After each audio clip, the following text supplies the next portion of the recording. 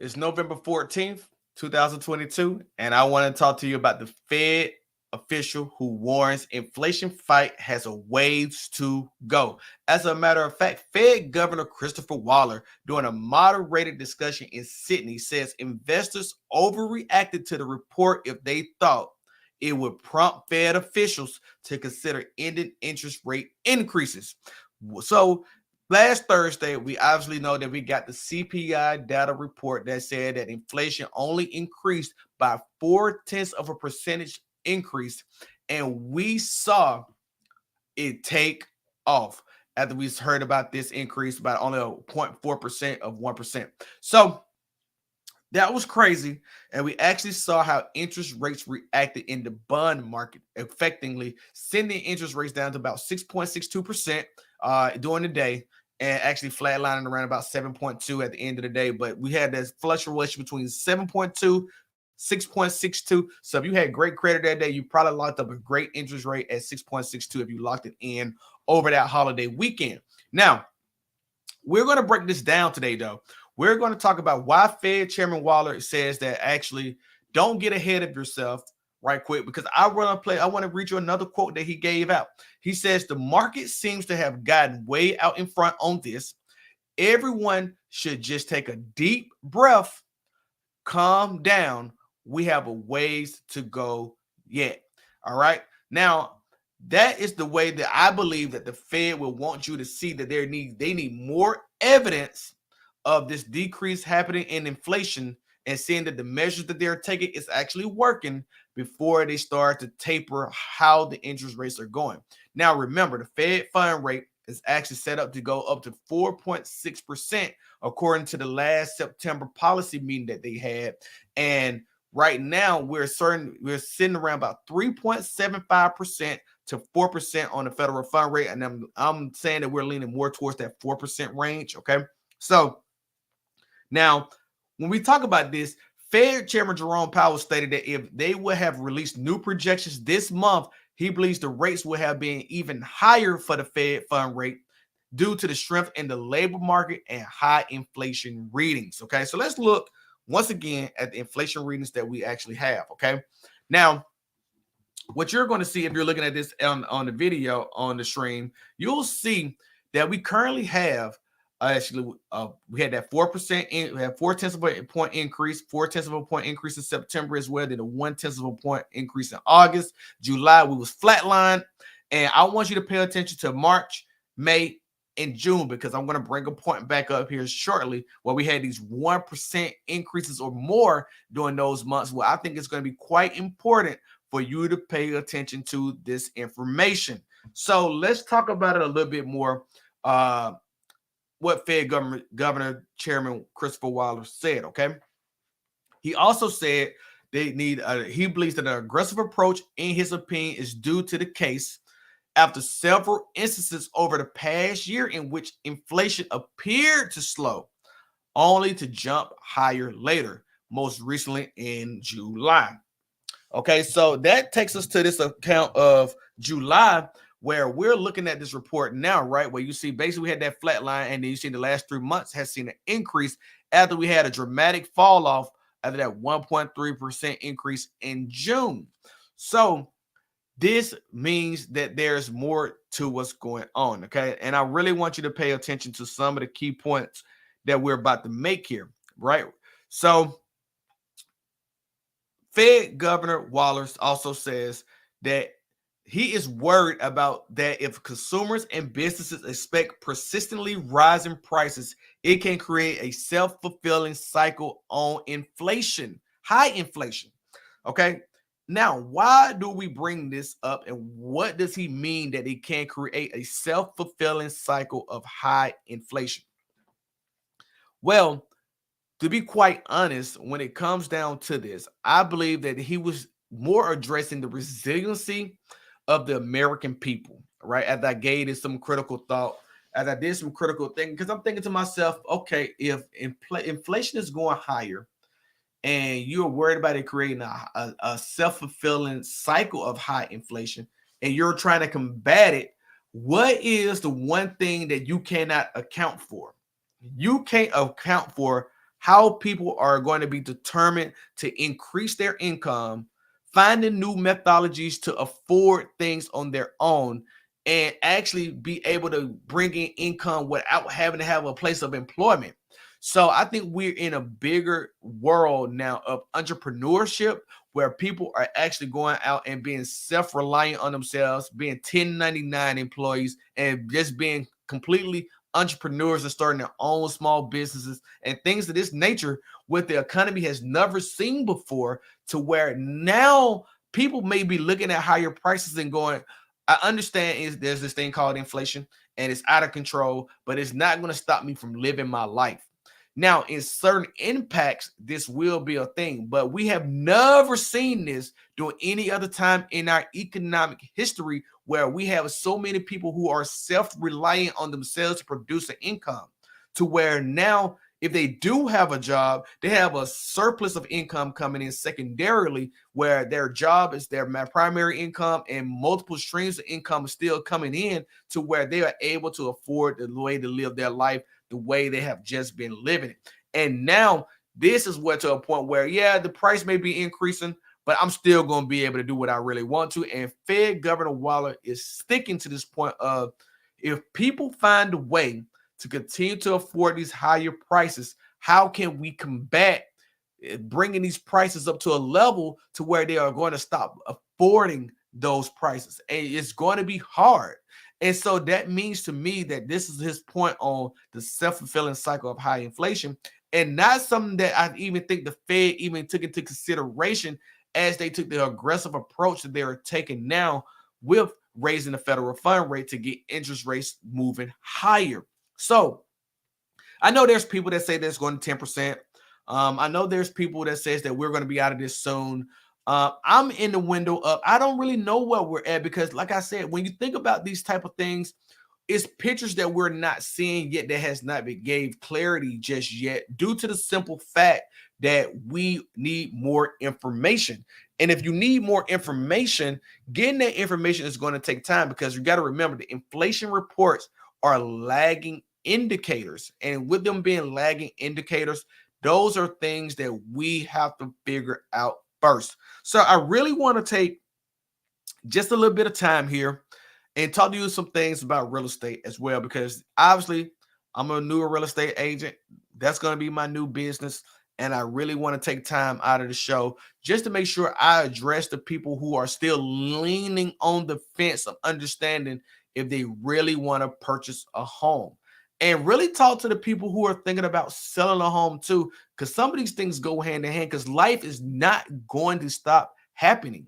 That is one thing that I always want to stress to folks. I understand that it's easier to, stay status quo, and I do get that. And I am a fan of doing the things the way that you want to, on your own accord, on your own time, and your own dime, completely, right? But I really just want to address some of the listeners who may be listening to this and looking for that, asking themselves that question of, is this really the right time for me? And when is the right time going to be? And that's where I really want you to start at, is where do you think time is actually going to be on your side in actually affording the home that you may be leaning towards, actually considering that you may need to own, versus actually putting it off even longer? Now, let's talk about some of these points that I want to bring up that I read today. And I thought, man, these would be great points to bring to the show today. Housing costs will be delayed in coming down because the costs move more slowly, mainly due to the fact that people have leases that are typically negotiated just only once a year and not on home sale prices. Okay. Rent, leases are the reasons that we see housing costs be so structured to the way that they are, being so competitively priced with actually having a mortgage application. I apologize for those that's watching the video. The camera just keeps going out on me. It's shit in the bed. I'm gonna have to get a new camera. But right now, I hope that you are able to stick with me and follow me on what I'm actually bringing and discussing with you right here, right now.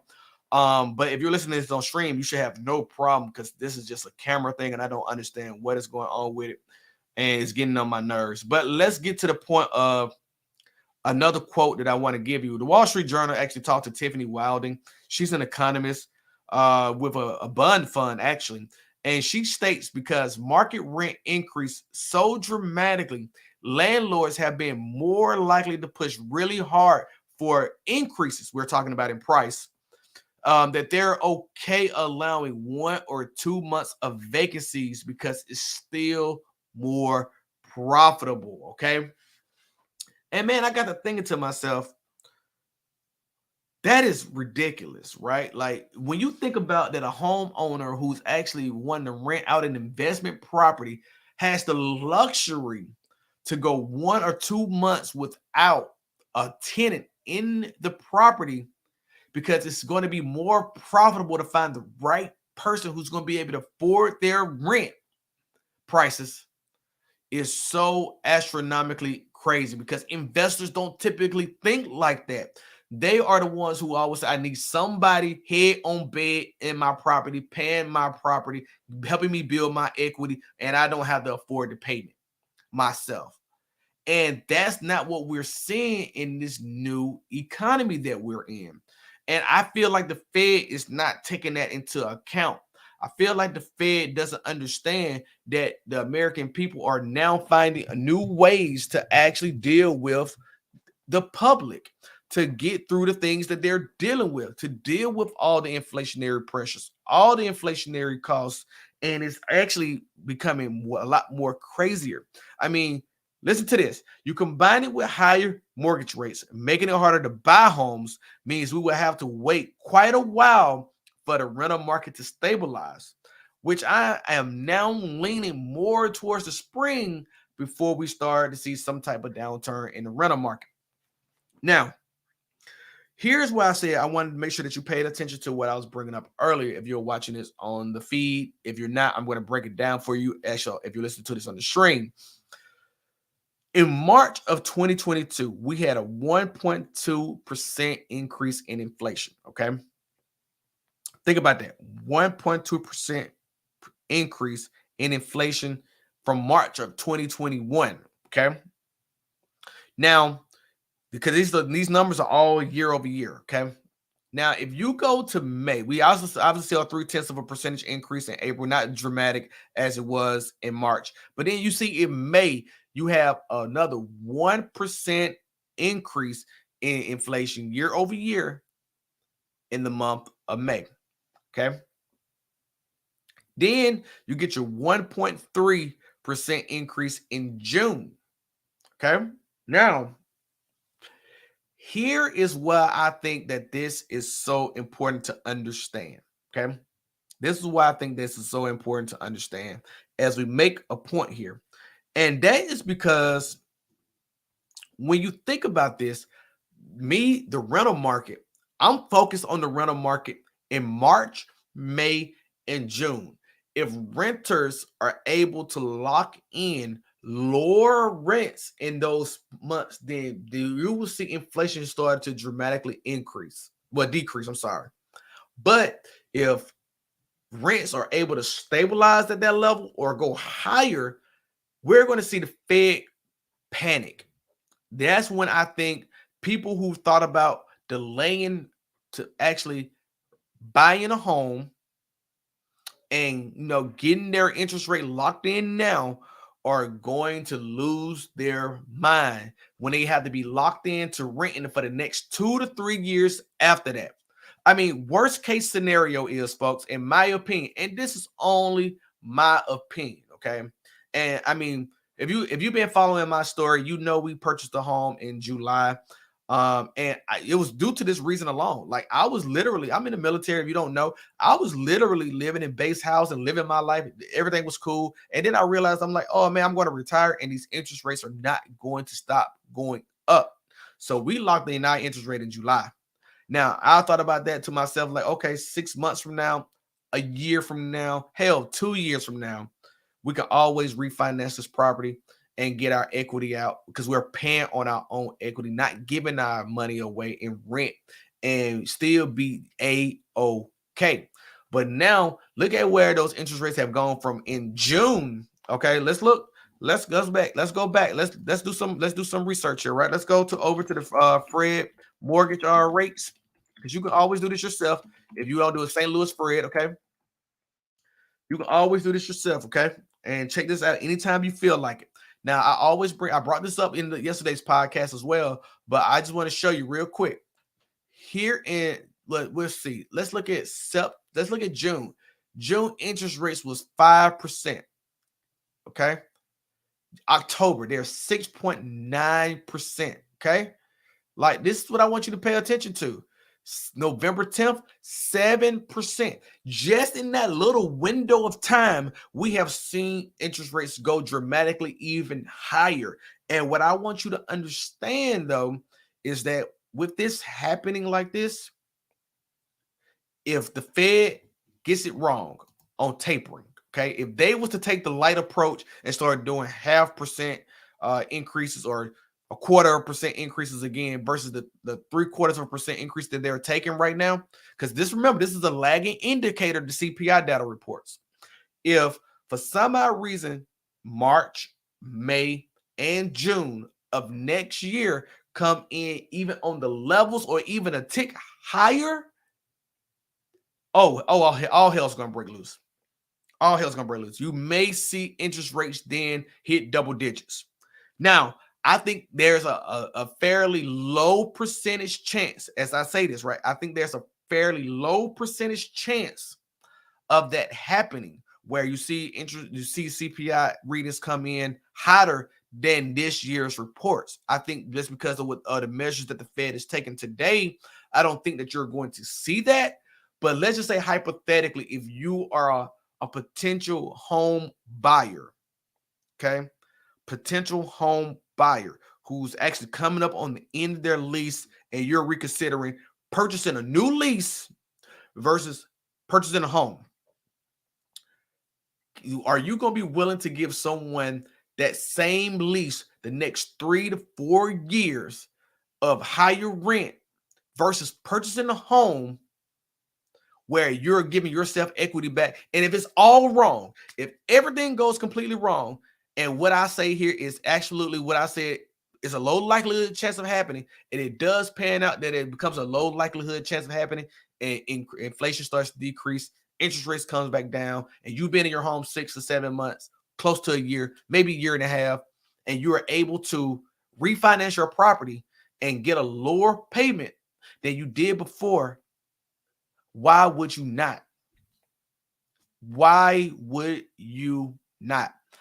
That to me is the importance of all of this. Okay. I think that you have to understand what is to your benefit and what's not to your benefit.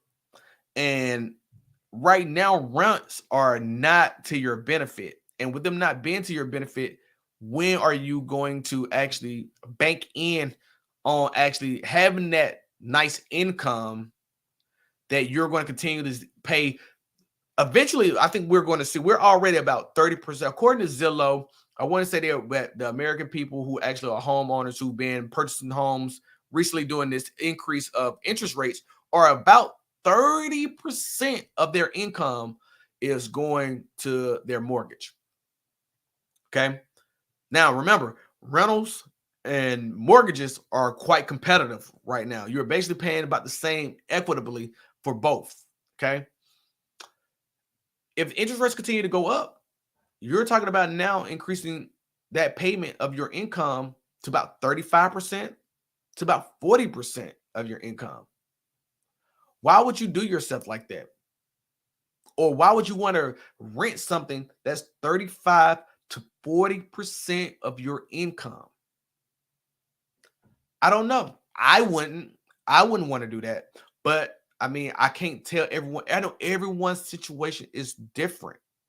And this is why I'm speaking of buyers in this sense, but sellers, you have to understand too that if life is happening and it's things in your life that give you that you have motivation to move, this is going to impact you as well too, because the less mortgage applications that coming in means the less potential buyers who's going to want to purchase your home.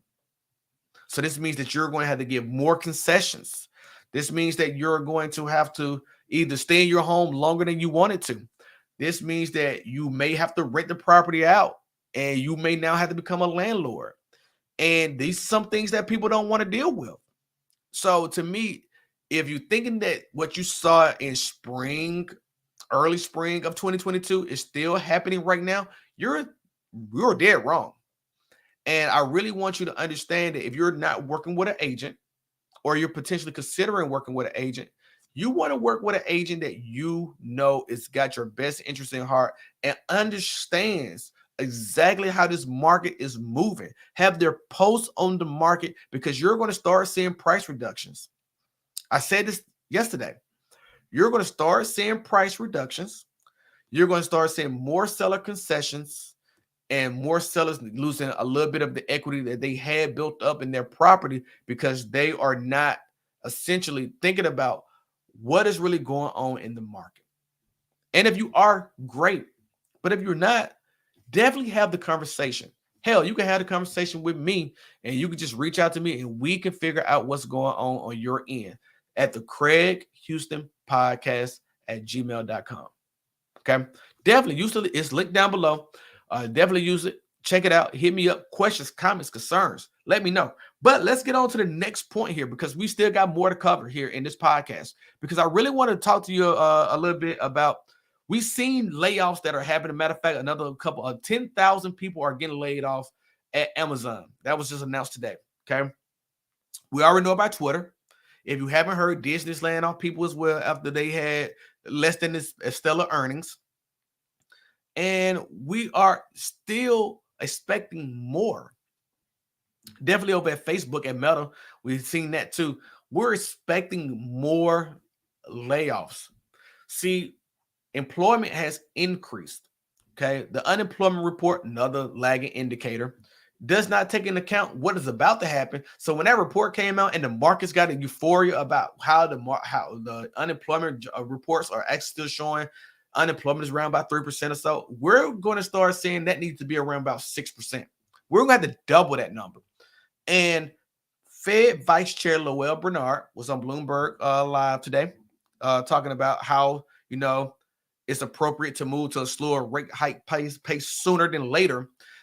Basically, giving us the total different perspective that Governor Christopher Waller gave. Okay. And I really want to just play this for you. Let's listen in.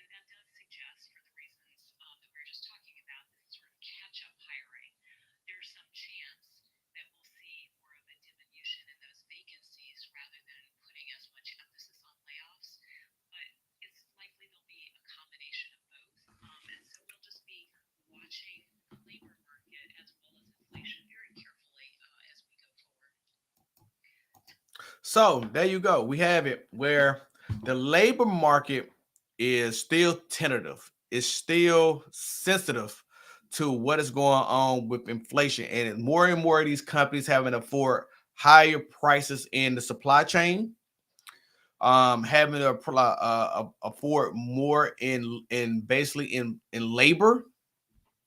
They're going to lean towards getting rid of labor. They're going to lean towards it, and that's very unfortunate that someone is going to wake up one day with a job and not have one the next day, honestly.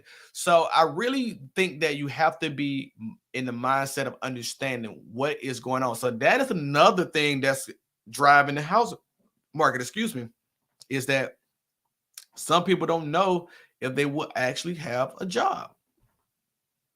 And I'm just not trying to push, buying a home on anyone. Taking on a mortgage is a really big responsibility, especially if you're not ready for it, ill-equipped for it, or don't have savings for it. Okay. So don't take what I say as, oh, it's the all be all to say all be all. But I know I want you need to prepare. If you're not prepared, like if you're waiting because you're trying to get financials in orders, it's still nothing wrong with actually understanding what that looks like. Like this is things that agents can help you with. And this is why I say it's important to, work with an agent who is not trying to push a home on you, trying to be a salesman to you, but someone who understands that it's a lifestyle to accommodate your lifestyle by being a homeowner. Okay. And I know there's people who may not be ready for that type of responsibility at all. But I do think that you got to understand that this labor market is, if you're in a job that's paying you, and that job, and you feel confident in the job that you have is going to continue to employ you, or you're self-efficient and reliant and you have the secondary income managing well for you, these are things that you may want to consider. Yeah, I'm going to continue to bring you content like this, and this is what I need for you to comment and let me know, how do you feel about the content that I'm bringing you, about the questions that you may have that may be thought-provoking questions that you're listening to here. Because I'm, like I said, we're listening to two different perspectives in the Fed, and when we have two different perspectives like this in the Fed, this can lead to turmoil when it comes to what's the next rate increase is going to be. And if that's the case, we need to be supplanting and understanding that this thing can go off the chain either way. Really and truly, I think for the next couple months, you're going to see, stabilization, but March is really huge. And we're about 120 days away from getting that reading. And that reading is going to put us in a situation where we need, well, I say 100, let's say 150, because you don't get the reading until actually April for March's reading. So theoretically, we're about 150 days from that. That's about a half a calendar year or so. And I really want to be sure that you're preparing yourself for the worst, because if it becomes out being better than the worst, you're doing even better. But if you was already prepared and you already made the moves that you needed to make, made decisions that you needed to make, and then things go bad like they thought they was going to be, you're already in a okay position. So I want to just make a few quick announcements. Really and truly, subscribe to the channel if you haven't subscribed to the channel. Definitely hit the notification bell if you haven't. But tomorrow, man, I am so excited. Tomorrow, I'm bringing my brother on, Luis Mojica, man. Me and him is going to be bringing you the Bull versus Bear podcast. This is a whole complete new podcast that we're going to be bringing you 2 times a week starting tomorrow. And if you haven't already subscribed to that channel, definitely check out the link down below. Go ahead and subscribe and ring that notification bell too, so that way you can get that notification every time we upload that content as well. We're going to be bringing thought-provoking content basically on the economy and financial literacy, and we definitely want your inputs, and we want to see you there. We're going to be bringing those shows to you as live as many times as we possibly can. And like always, email me if you have questions, concerns, comments. You can follow me at I am Craig Houston on Instagram and Twitter and TikTok as well. or you can just go ahead and hit me up with an email at the Craig Houston Podcast at gmail.com, and I will get back to all your questions and your comments. And definitely just leave them here for me as well, too, with a 5-star review if you're listening to this on the streaming service. So, hey, man, it's been a pleasure being here with y'all today. I hope that y'all understand the content that I'm bringing y'all today and that you enjoyed it. And I'll catch y'all in the next video. And definitely check out the Bull versus Bear podcast tomorrow. We'll see you then. Peace.